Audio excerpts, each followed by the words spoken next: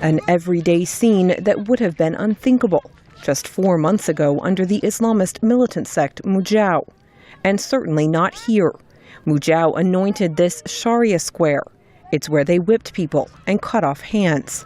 It's at the heart of a downtown that bears the scars of a year of conflict, occupation, and resistance.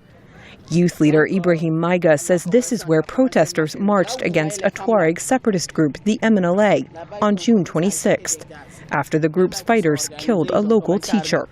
He says the MNLA, which co-ruled Gao at the time, fired on the march and killed 3 youth. Never will I be able to walk through here without thinking of that day, those 6 hours, and what we did here. Looted administrative buildings sit eerily empty. The courthouse is destroyed. Offices are closed. The market is quiet. Banks are still bricked up. The state governor, General Mamadou Adama Diallo, works out of an empty private home on a couch donated by local residents. We had to come back for our country. Our personal safety and comfort don't matter. The administration is returning to posts throughout the region, and we will work in whatever conditions we find. It's difficult, but it is what must be done. Patriotism may be at an all-time high in Gao, but daily life is far from normal.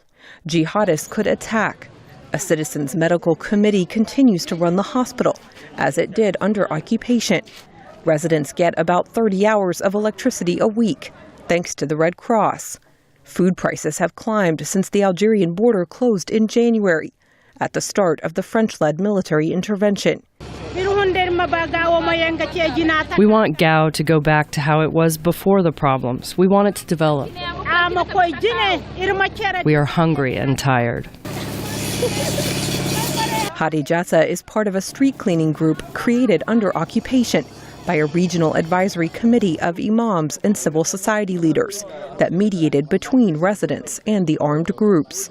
Teacher Katajata Husseini Maiga, a member of that committee, says the state was gone, so residents had to pull together, and they got results. What the population did on a voluntary basis, we've never seen that before.